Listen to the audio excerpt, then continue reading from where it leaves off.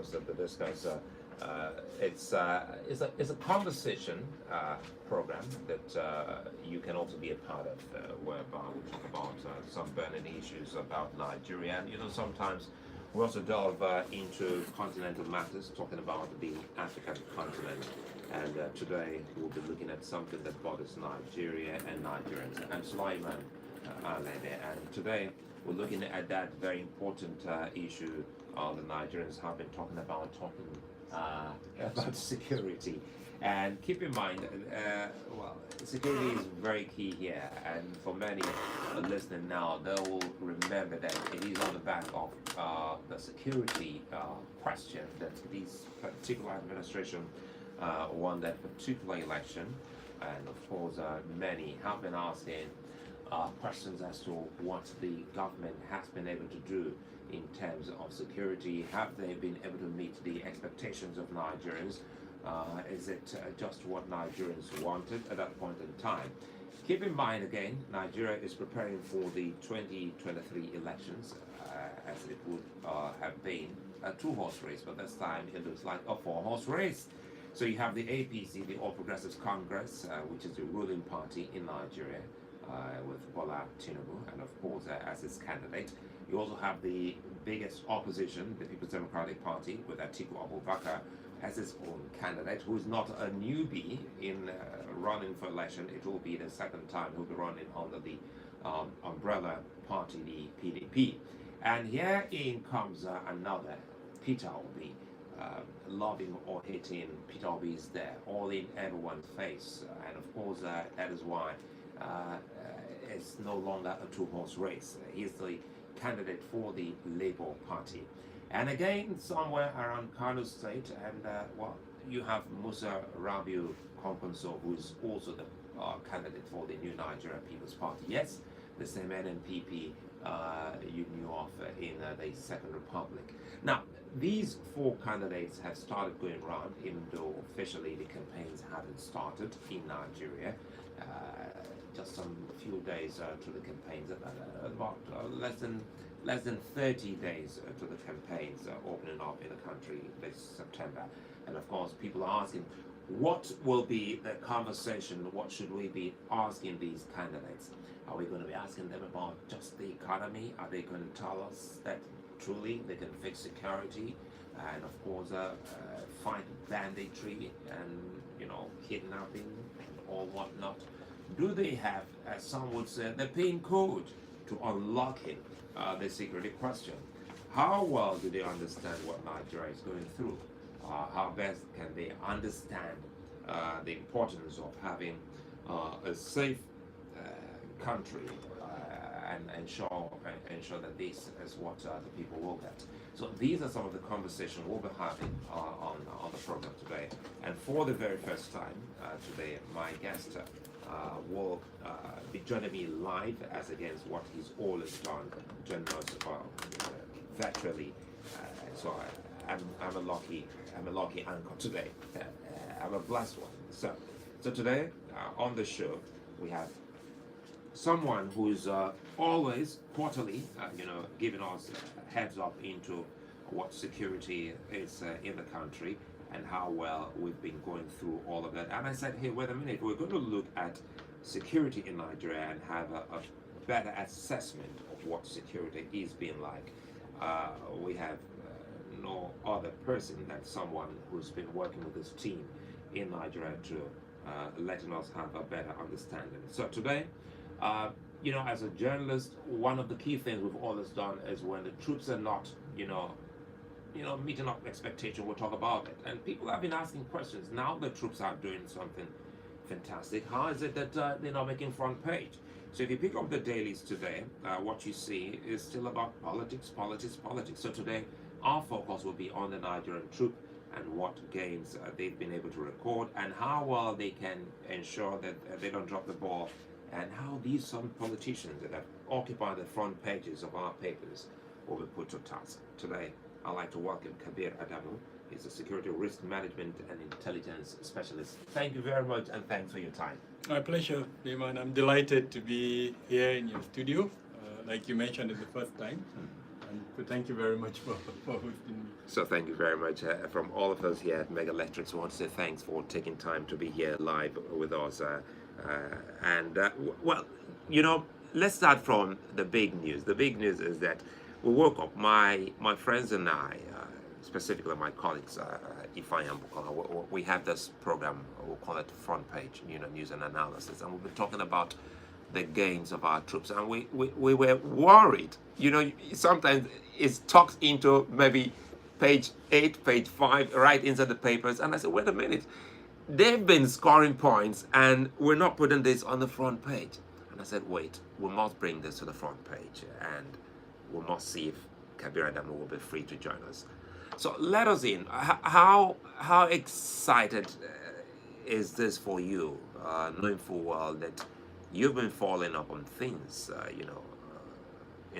talking about the fight against banditry, insurgency, kidnapping. What's this for? What's this like for you? So first of from a theoretical point of view, communicating success in counterterrorism is crucial. One of the key elements of winning any counterterrorism campaign is winning the hearts and minds of the people. And the best way to do that is through communications. Now, incidentally, just over the weekend, I had to reach out to certain elements within the security architecture to discuss the same issue with them. And it's so funny that now we're here discussing the same point. What I observed was immediately, excuse me, after. No, that's fine. Sorry, and because it's a live show, yes, and sometimes this is an aside. Let me bring in this. Sometimes someone once asked me, say, well, you're on television. Sometimes you need to clear your throat, and you're not the one operating the microphone like on radio. How do you do that? I said, I'm just lucky. I said, once I was teary-eyed on TV, and my director was a damn good director on the day. He saw I was teary-eyed, and he knew something was wrong. I couldn't say anything. And he said, Sulai, you're not on air, you can cough. Yeah, it happens. Yeah, it does. So my apologies. No, it's fine. Yeah. So I was making the point that, in counterterrorism campaigns, you have to win the hearts and minds of people. And that I reached out to some certain persons within the security architecture just to encourage them to speak out more about the successes. Now, immediately after the July 5th incident in Kuje, Abuja, it seemed that incident was a wake-up call within the Nigerian security architecture. What we noticed is, yes, immediately after the incident, from the president down to the Minister of Police Affairs, they visited, and after their visit, they made statements. But immediately after that, we observed 3 National Security Council meetings. In my adult life, in the history of Nigeria, I cannot recall any month where there were 3 National Security Council meetings. That's significant. And in one of those meetings, the president issued a clear directive.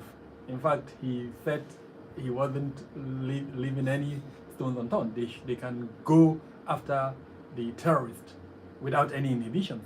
That was the statement coming from Mr. President. And they did begin that process. We saw them going after the terrorists. So in Kaduna, as an example, there were several security forces operations, some of them successful. They killed bandit leaders. In the northeast, the same thing. We saw the Super Tucano dropping bombs inside Sambisa Forest, and on the Lake Chad fringes, we saw the Super Tucano active. All of this between late July into August. So the whole of the month of August, we observed significant successes by the military. Now, aside from the periodic media briefings, and I think for the military defense headquarters, it had it bi-weekly. So in the month of August, there were 2, one in the middle of the month and the other one at the end. Aside from that, I'm not aware there was any other platform through which those successes were being portrayed. Now, for the police, they do hold periodic briefings where they release reports, but unfortunately, there is a lot of distrust among Nigerians, and that distrust is also being countered by the media, I would say, narrative around both banditry and then terrorism. So you pick any social media platform, and what you are likely to see is, several incidents being reported And then occasionally you see these military security forces operations being reported. So for the average reader, what you see are the failures actually more than the successes. Yes. Yeah, but because we're able to gather all of this together and make meaning out of it, I can tell you with all sense of responsibility that in July, as an example, we saw a reduction in the number of fatalities. In fact, massive reduction. We're about to produce our August report, and from what I'm seeing, it's not yet complete. There is a reduction. So clearly, from in a month-to-month kind of trajectory, there has been reduction in terms of both incidents and fatalities. So the successes are real. It's just that they're not being communicated. Let me jump in here quickly, and just for our viewers, for those watching on YouTube, we're live on YouTube, and of course for those also listening to us, I'll quickly say this here. Kabir Adamu does not work for the military or anyone, which is the truth. He's one of the most objective minds we've had, and you know why I'm saying this? It's because of the distrust you spoke about. It's not a bad thing for anyone to become a Thomas. I beg him, me to go sit down. I know, but again, and that's why I'm also happy that we're talking about this. I recall then, we'll go back to the report before this because you're not done with this particular report. But again, I remember we had that conversation about the last report which you and your team put together, and you were spot on about so many things. And now you're talking about that audacious attack, in Abuja. That's the seat of Nigeria's government. And it reminds us of what General Babangida asked the IG back then concerning the operation of Anini in Bendel State. After their meeting, we were told he looked towards the IG and he said, "Where is Anini?" So it looks, must we wait for the president giving such extra directive for them to act? That's what the people are asking out there on the street. No, we mustn't wait. And one of the, I would say, weaknesses of this administration that has been pronounced, I'm not the one making that pronouncement. People who have worked with the administration say the administrative machinery around the administration has been weak. In other words, you want to break that down? Yeah, so when a presidential directive is issued, it's supposed to be taken, it's a directive. Now it can be issued verbally or it can be issued in writing. That directive is supposed to be taken and made into an administrative tool. By administrative tool, it could be an operational mandate to the military as an example, or a tasking order to the intelligence community. Now what happens is that you follow up on that. You've issued an administrative directive, like I said, either a mandate or a tasking order. You follow it up periodically to ask or measure performance. But what we've seen previously is where these statements are made, but they are not turned into administrative tools. So there is no platform for measuring success as an example. An inspector general is told to move to Benue State, but nobody turns it into an administrative tool. But I think perhaps what has changed in this recent pronouncement is that it happened at the National Security Council. So it was gazetted, and most likely it was turned into an administrative tool. So there was. So that's the difference now. I want to think so. Okay. I'm not, like you rightly said, I'm not a member of the system, but on the basis of the fact that 3 Security Council meetings were held, and those councils' decisions were gazetted as government policy or decisions as the case may be. So they become tools for which any administrator can use in measuring performance. Aside from that, I've had the good fortune of engaging with some of the high echelon within the ministry. So the Chief of Defense Staff as an example, Chief of Army Staff, Chief of Naval Staff. Their body language has changed, I must say this, in terms of the gusto and the diligence with which they are prepared to follow this issue.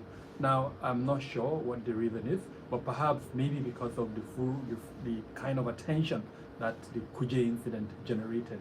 I can't remember any development within the country in the last few months that has generated that kind of attention. Of course, the Kaduna train attack generated attention, but not like the Kuje incident attack.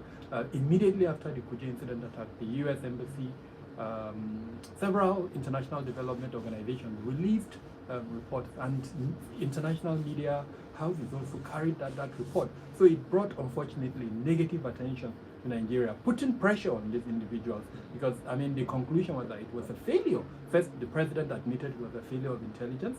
Other cabinet members indicated that it's a collapse of the national security infrastructure. The opposition also picked on it. So there was significant pressure on these individuals, and most of them were. Some of us actually called for their removal. I mean, if you fail in your duty, then yes, you should go. And I think that woke them up. And so what we're seeing is actually because I remember then we also had Dennis Amakri, who's another big security expert and former security chief within the DSS. He spoke categorically. I remember we had him also when he said that we were warned, the country was warned. The DSS had a report. They saw it coming, and that's the most amazing or shocking aspect of it all. We knew that they were going to come at this particular facility, but we didn't do anything about it. For those also listening, you can be a part of it by sending messages. We can take messages. 0909-217-2973. That's on WhatsApp. 0909-217-2973. And for those listening outside Nigeria, don't forget to put the telephone area code +234. Kabir, there's another big one. You spoke about trust, which is very important here, and it looks like a two-way street. Also, we recall the very unfortunate incident about the killing of the imam. But before now, one would have thought that these were, in quote, fake soldiers, and the military didn't hide, as well as the police. And people have been saying that, wait a minute, in record time, these people were apprehended and they were brought before the people to confess their crimes, and well, now they're facing justice. And they also spoke about the people, because there was a certain villager who was right there who spotted the soldier, trying to pull the man's corpse into the bush. That's what countries should do. Voluntary information. Speak to us about that, because before now, everyone is, concern me. I didn't do my own, you do your own. You just get home and you say, I saw something, and it dies there. So first off, I think we need to situate the incident in the context of where it happened. Yobe State, I think this is the 11th year or 12th year of the terrorist issue in the northeast of Nigeria. And Yobe State is one state that is almost at the center of that, although Borno has had higher incidents than Yobe. So point I'm trying to make is that there is a high sense of awareness by residents of Yobe State, because they have been the epicenter of terrorism for years. That's one. Second point is that he's a cleric, and a well-loved one at that. So people. So what we heard about him is true. Well loved. Yes, at least within the context of Yobe, he's someone that people love, people like, and I mean the fact that he gave a right to someone, a military person, tells you that he's quote unquote a good Samaritan. Because most people in today's world would not give a right, but he did. He gave a right. I wouldn't give a right, given the circumstances of Nigeria today, but he did. And unfortunately, this is the outcome of him giving a right. Now, for me, the best part of the story is that, unlike a lot of things in this country, we've not used the religious fault line. Persons who killed him were Christians. He is a Muslim cleric, and that, luckily, was not the issue at hand. People saw what happened as a criminal activity unfortunately by persons who were wearing uniforms, who were agents of the state, who unfortunately had gone awry and had committed a criminal act. The role played by that individual is quite commendable, and of course, like I said, perhaps because of the sense of awareness in Yobe State, it helped. But aside from that, the fact that there was a platform for him to report to also helped, because that's part of the challenge that we have in the country today. There are platforms, but those platforms are not accessible to the average Nigerian. It's not, I conduct a lot of trainings, and most times in those trainings I asked my trainees, are they aware of a particular telephone number that they can call security agents? And most don't. I have to, at the end of it, provide those numbers to them. So that's another challenge. Then the reaction or the response of some of our security agencies. Part of the challenge in the Northeast in particular is that the early stages of the insurgency, people who volunteered information ended up being victims of that information that they volunteered. So you provide information about a terrorist group, and then unfortunately you get a knock on your door by the same terrorist group. And most times the victims will be killed. So after a while, I think people became a little bit apprehensive and stopped providing that kind of information. But over time, I think the security forces have realized that, and they provided platforms through which you can provide that information, and then your identity is secure. And so it's easy for them to protect you and for you. So the people already have that number within that axis. Oh, yeah, I mean, because this thing has been going on for quite a while.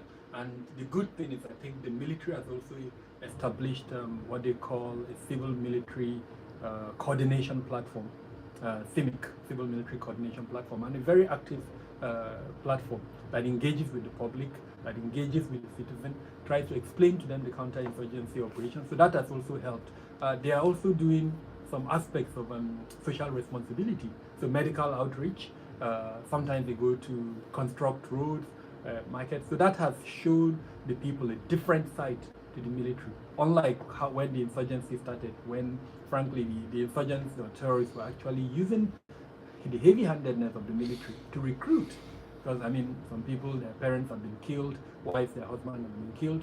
So the insurgents will now point, well, these are the people who killed your relatives. Now come and join us so that we can fight them. So that was the basis for recruitment actually. But I mean, the progress has been made. People now understand that the military is there to protect them, and for the military to win, we also have to support the military. And so we've seen progress in that regard. But there is a lot of work that needs to be done. Distrust between the citizens and the security forces is a fact that we need to counter. And because I'm happy that you said you qualified it. A lot of work still needs to be done. You know, sometimes I say to some of my colleagues, I said, if you've ever been to Borno State or Yobe State, I'm happy you were able to help us situate that very ugly scenario. I remember my last visit to Yobe and Borno was about 3 years ago. Even though everything seemed to be in a lull state, then I had my heart in my mouth, and that's just the truth. We went to some of the schools destroyed, especially in Yobe, that were still not being built then. And in fact, from the airport, the moment we landed, we had this escort right in front of us, and the truck was like a 4 cardinal point, military people facing east, west, north, and one facing us. And I said, God, if I die here, they will say, wait till I find go. You know, yeah. So I said, it dawned on me, and I said, people live here. And our guide said to me, look to your left, you see these neem trees, the one we call Dogoyaro trees. He said, once upon a time we had snipers, Boko Haram snipers, all through those trees, and they take you out. The moment he said that, I had this chill, you know, down my spine. So, Kabir, you know, we need to get a better understanding of what we're dealing with and how we're handling it, because it comes back again to trust. If the people in northern Nigeria and southern and eastern Nigeria think otherwise about your operation, as we've always seen people, especially in Southeast, saying that, look, you're here to wipe us out, then there's a problem. Yeah, and that unfortunately is attributable to, I think, some of the sad occurrences in the country in the past. You recall under President Obasanjo, what happened in Benue State, and I think in Delta State, if I remember well, or one of the south states, where as a result of the reaction of the community, military personnel were sent and massacres occurred in those locations. People have not forgotten that.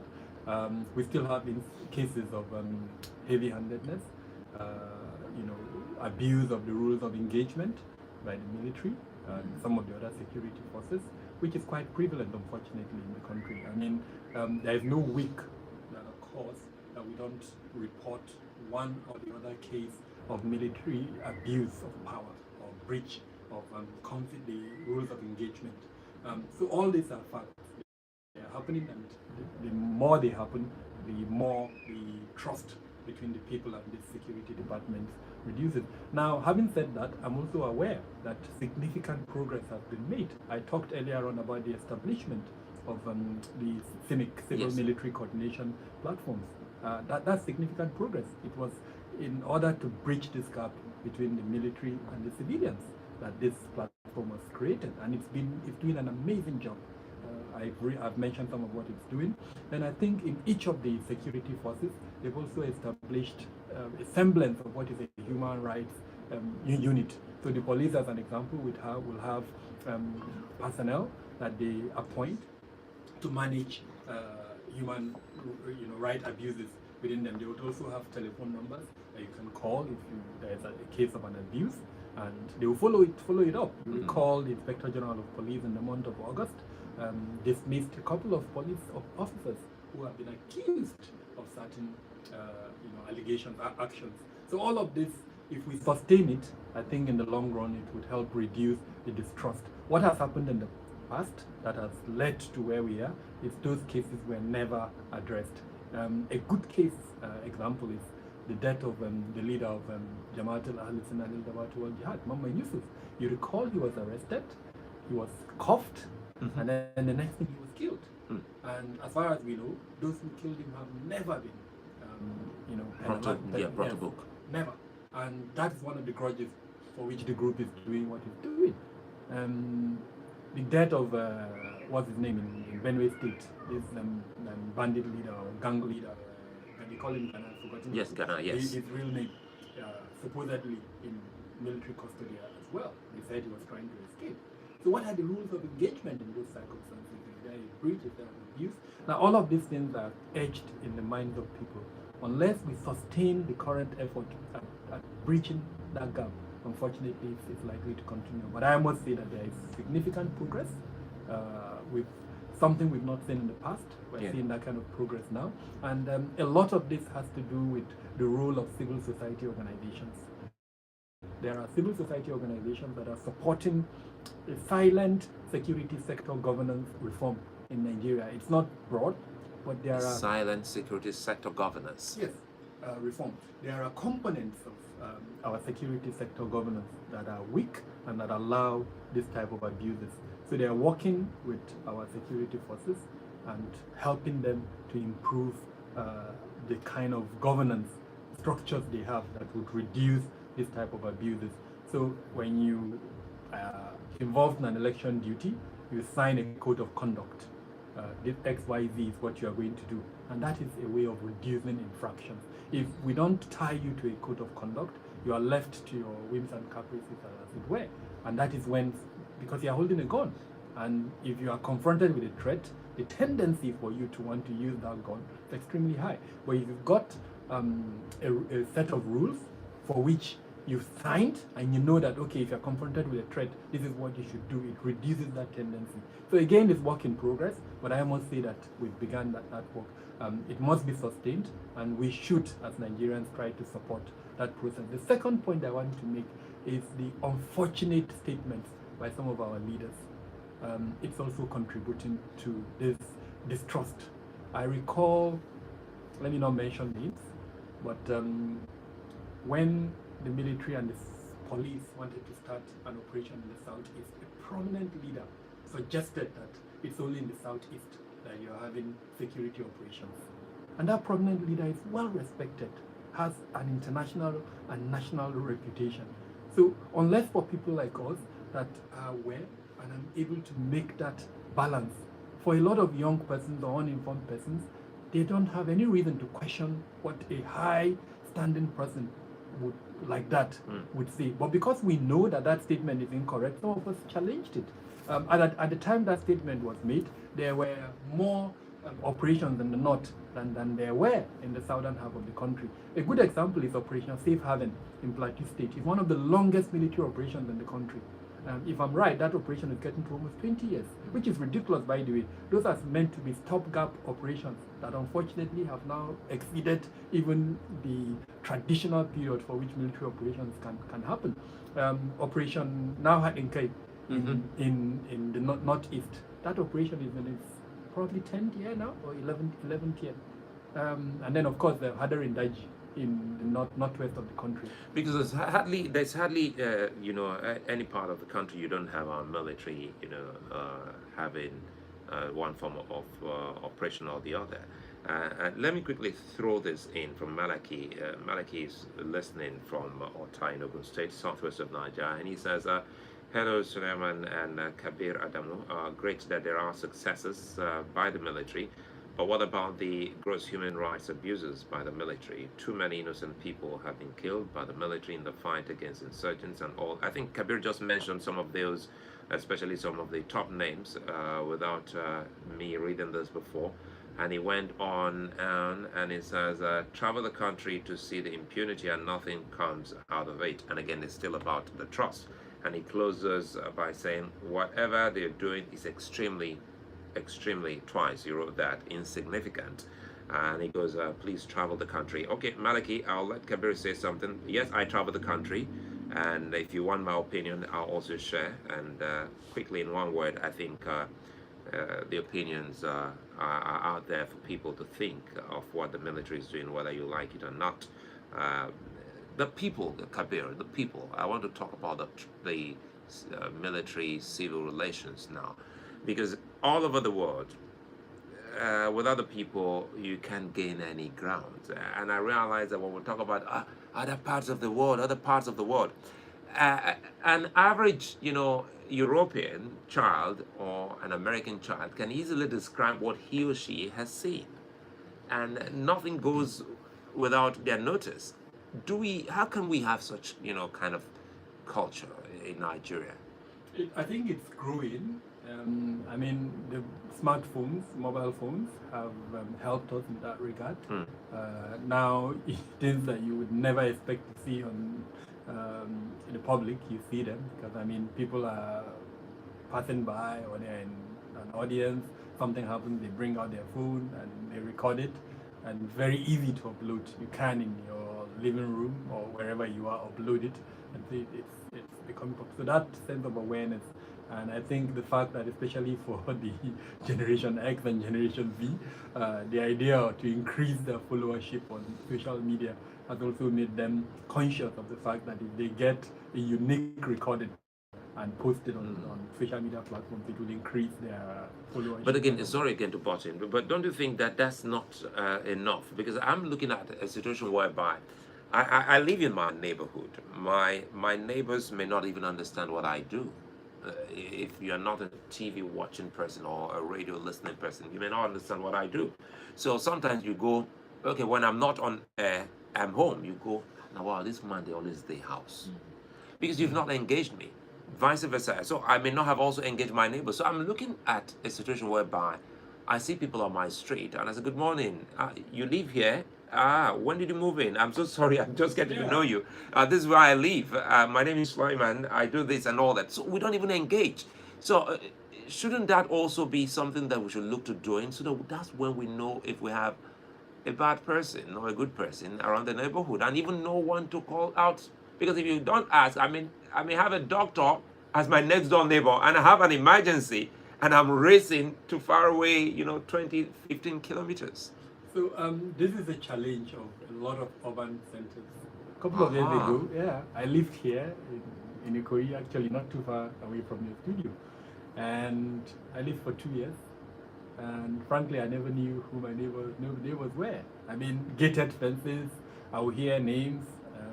I was walking, I would leave in the morning, come back on weekends, I'm out doing my stuff and all that. So for that 2 years, frankly, until there was a yard activity, and then we saw people, and then we said hi. That was when we put even physical, faces to our neighbors. But in terms of their identity, we never knew for those 24 months that I lived in that part of Ikoyi. So point is, I think it's common in most cosmopolitan areas. I wouldn't want to put that burden completely on the residents. It's a burden that should start from the government. And I'm happy that we are forced by circumstances to start it. Just yesterday on Friday, I had I'm not sure where he is now, NNPC.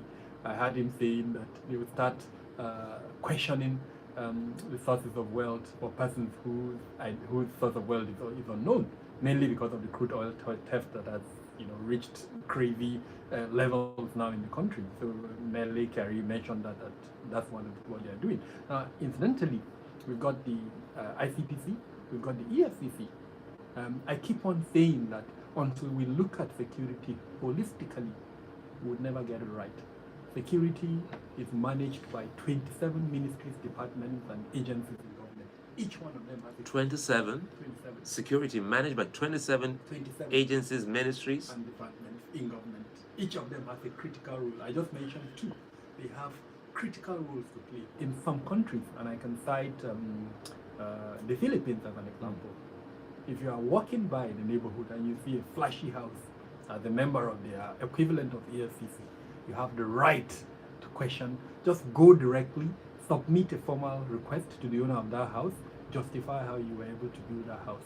We need to get to that point in Nigeria.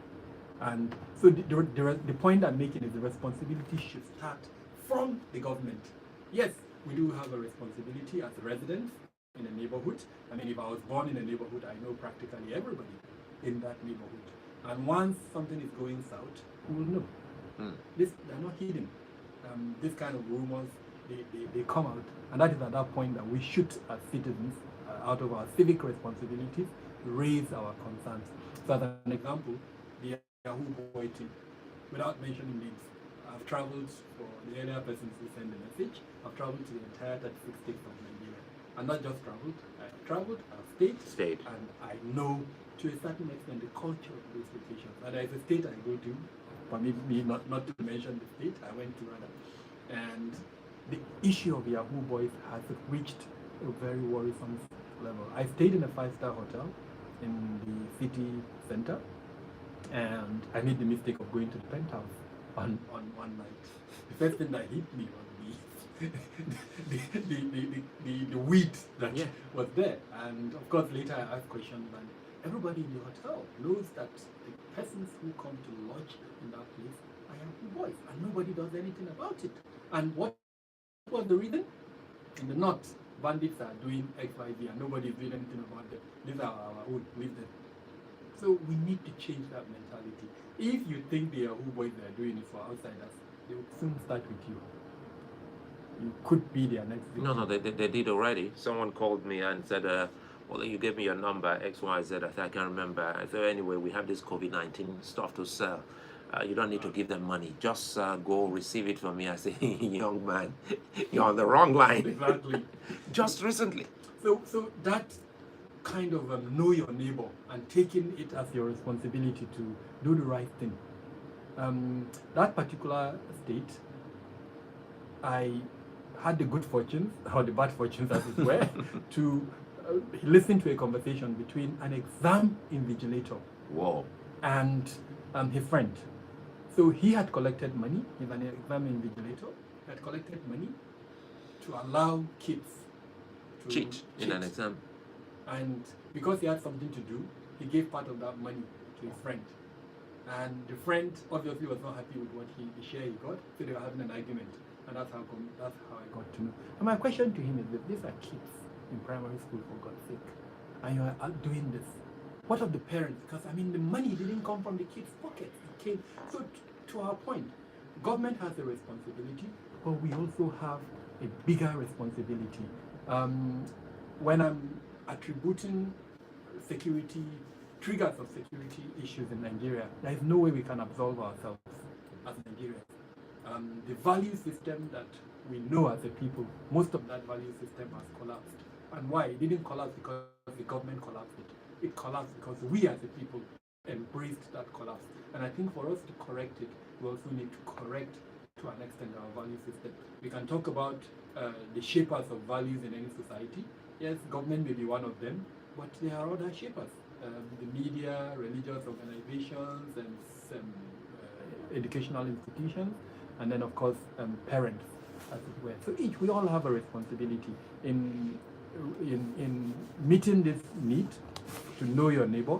We should, as a people, make our contribution. The government should make their contribution, but all these interests or shapers of influence of values should also play their interest. The media, as an example, the way certain things are portrayed is also very important. When we portray Hush Puppy as a role model, young persons would want to grow up and be like Hush Puppy.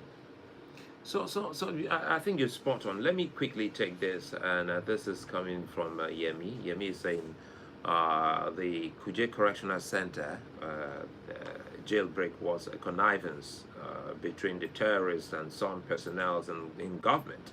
And he goes on to say the terrorists demanded the release of their men in the center in exchange for the abductees in the Abuja Kaduna train attack to no avail. Now, the terrorists were not interested in ransom, so the decoy jailbreak was the best option available to save the face of the government negotiators, hence the removal of the reliable and dependent security personnel before the pre-arranged attack. Now, this is an example of trust. And but one thing can be established here in all of this. Shouldn't the country by now be told what it's doing to those who drop the ball in those facilities? Because one would have thought that by now we'll be told that XYZ is being tried or court-martial, if that's what the term they use within there.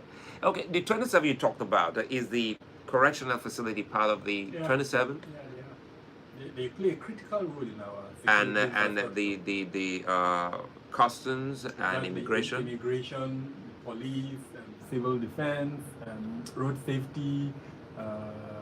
So we have military, we have a lot. The intelligence organization, NIA, DIA, DSS, name them. By the time you start counting them, there are a few that it will be a bit strange. So Ministry of Planning, as an example, people don't realize how important Ministry of Planning is to the security architecture. The budget that all of these organizations submit is submitted to that ministry. So if the ministry is interested in a particular issue, they know how to capture it under the budget. So they are a critical role. The presidency have two directors under the Secretary to the Government of the Federation that have significant role in security. So when we are blaming the military, I usually don't do that. Yes, they are playing a critical role, but for God's sake, they are just 4 out of 27. So if we are going to be fair to the military, we should also look at the role of the others. No matter how good the military is, if our borders remain porous, we're never going to get it right. And it is not the role of the military to enhance border protection. It's more like the case of dirty water pouring into a bucket, and you're trying to empty the bucket, and the water keeps coming. So if you can't block the water coming into the dirty pail, then. But in all of this, what's the police doing? Good thing is there have been improvements in the last few, I would say, years. First off, the Police Act itself has been revised. There's a new act, I think 2019, and that is an attempt to democratize the police. For the benefit of our listeners, I think the last time that act was reviewed was probably immediately after independence in probably 1960 something. Components of it have been reviewed, but the act itself until now. So that's progress. But the challenge is the lack of implementation of that act. There are components of it that if they have been implemented, we would have seen immediate improvement. Second point, the Police Trust Fund, which was meant to serve 3 major areas of the police: welfare, training, and equipment. And a certain component of the profits of companies is meant to go to that trust fund. I know there are teething problems because the states argued about part of the funding avenue for that trust fund. So that thing actually went to court, and I'm not sure how it has resolved. But as far as I know, that trust fund has begun work. Work in progress still. Recently, the curriculum of, I think, the military in NDA was changed. I've not heard that the police has looked at the curriculum of its training institutions. The curriculum they are using is probably curriculum for the old act. So that means the kind of heavy-handedness that you see is coming from that. Until we change that, and then even the facilities that where these persons are being trained. If you train persons in facilities that are meant for, hardened criminals, actually not for persons with same mind that are meant to be released into the public, what you're going to get is graduates that frankly would treat you like bandits and whatever. So we need to look at that. Again, it's work in progress, but I think we're making some progress in that regard. Okay, we started off by talking about politics, and this is the election. I like to use the word election year. Some will say the eve of the election year, but it's all in some days now, less than 25 days from now. Um, Less than 25 days from now, we'll have conversations from the politicians. Now talking about setting agenda, we should talk more about agenda setting and how this can actually work. Are we doing enough? Are we doing enough to set in an agenda, a workable agenda? Because when you ask someone and he tells you, yes, now we'll fix security situation, because with due respect to the president, I still can see the president in that interview when he moved his hands and said, what is Boko Haram? And here we are, I'm still here on this job. 8 years. Yes, 8 years, yes, going, yeah. And what is Boko Haram? He's too hasn't been able to give an answer. So that we don't get into the same mix, we have 4 leading candidates. What should we be asking them about security? I'm very happy with this question, and I'm hoping that we don't get it wrong. We got it wrong in 2015. We should be asking them critical questions around how they intend to manage security. Not just superficial responses that say we're going to deal with Boko Haram. How are you going to deal with Boko Haram? Do you even understand why Boko Haram is doing what it's doing? Do you understand the banditry? Recently, the BBC, working with the Daily Trust, helped us in understanding the banditry in Zamfara State. If allow me to use that term, I think it's something else. It's not bad. Go ahead. And that documentary was quite instructive. I saw that documentary. The more I saw it, the more I kept on telling myself, we've been given a solution. It was quite unfortunate that the response of the government was actually to threaten those who did that documentary. For me, it was actually a solution. First off, it reinforced what I knew. Essentially, what we had in Zamfara is a clash between 2 ethnic groups, the Hausas and the Fulanis. And in that documentary, it was clearly pointed out, and they were able to reach the leadership of these 2 groups. Yes. Sule, if you want to end this crisis, one of the easiest things to do is start a conversation with the leaders of these 2 groups. So why are we not doing that? Because they weren't hiding, and I said to my colleagues, I said, this interview was easier because our colleagues who went out had relatives, and you could hear them. They were saying, my mother is Fulani, my father is Hausa. So you had relatives. It's akin to me. My uncle is one of them. He will say, one of our sons, Sulaiman, is on television. He's coming to talk to us. Don't worry, I trust him. Let's speak to him. So we have the solution. Exactly. And so that's when you ask what we expect from our front liners in 2023. This is what I expect. A pragmatic response that would tell us this is where we are and this is what we intend to do to solve the problem. And I'm hoping it will be presented in a structured manner that will allow us to measure even their indicators, for instance. So that's one of the challenges within our current security architecture. There is no M&E, there is no monitoring and evaluation, almost completely. Yeah, they would tell you that there is, but you are a journalist. If you have the opportunity to meet the CDS or any of the front persons within, ask them to explain how measurement of success is being done within the security departments. What I've tried to do in Beacon Consulting is to introduce metrics. Now, with metrics, you can't lie. If kidnapping was 100 incidents in January, and then in February it turns to 1,000, that's failure in all ramifications. But if from 100 it turns to 10, I'll clap for the person. That is metrics. So that is what I'm hoping to see the frontliners, Bola Tinubu, Atiku, Peter Obi, and Kwankwaso. I'm hoping to hear from them in terms of security. Look at the security architecture, identify faults, and then put forward pragmatic measures that are measurable. Anything short of that, honestly, they're just drawing the wool in our eye by promising us things they will do and all of that.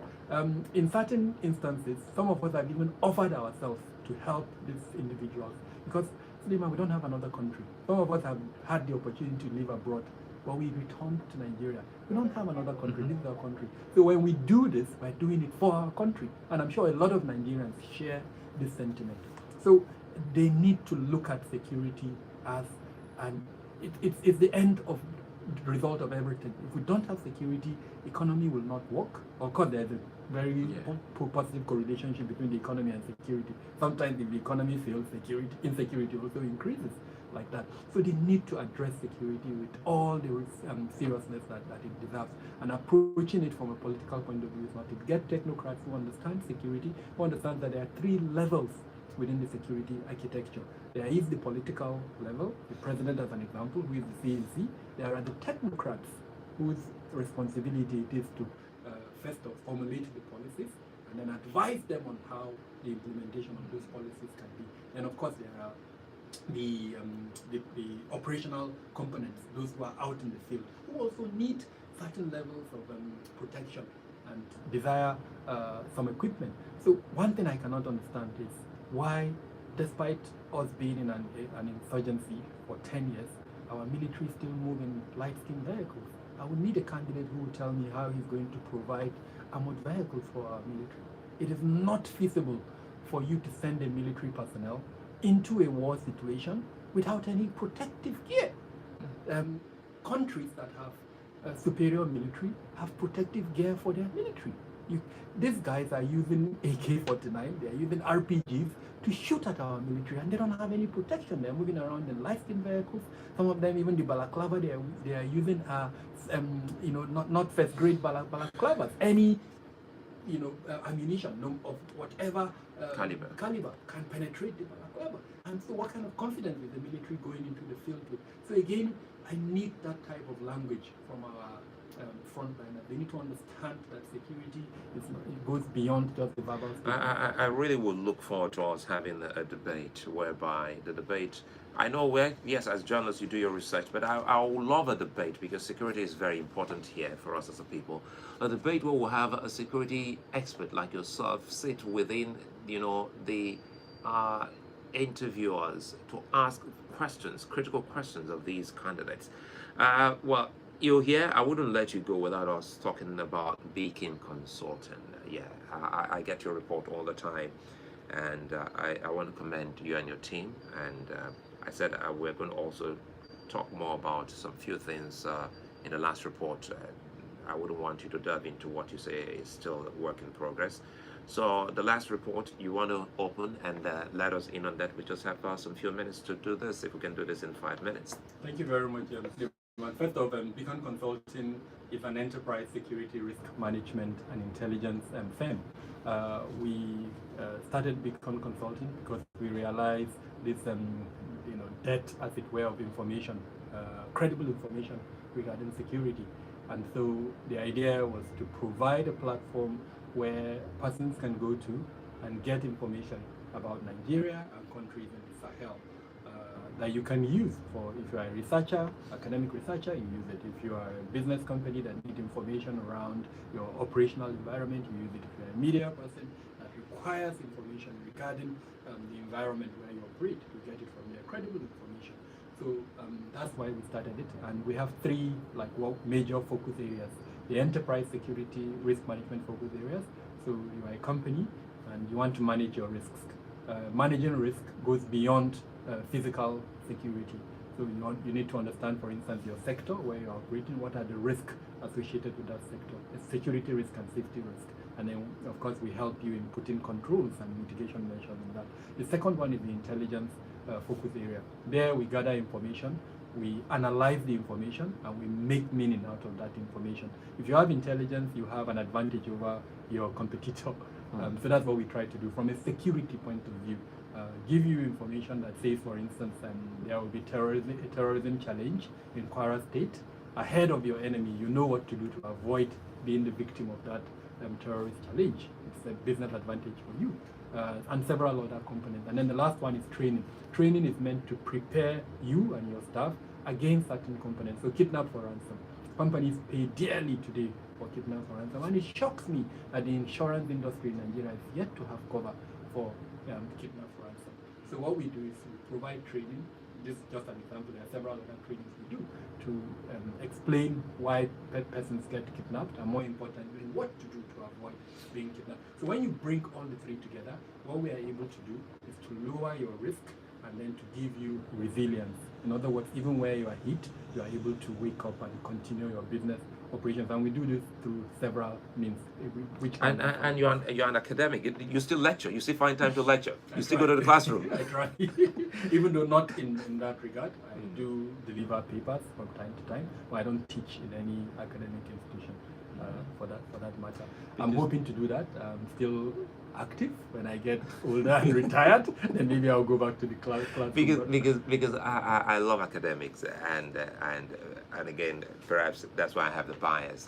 Every time, call me whatever. Every time I go, I say, look, I'm on ASU's side. Make the schools better, because knowledge is power. And if you thought that what we get in our schools today is enough, then you should try something else. So, Kabir Adamu, I want to thank you for your time. Finding time to come, and we do hope that we can do this again live. I know you're a busy person. I want to say thank you for being such nice company on the show.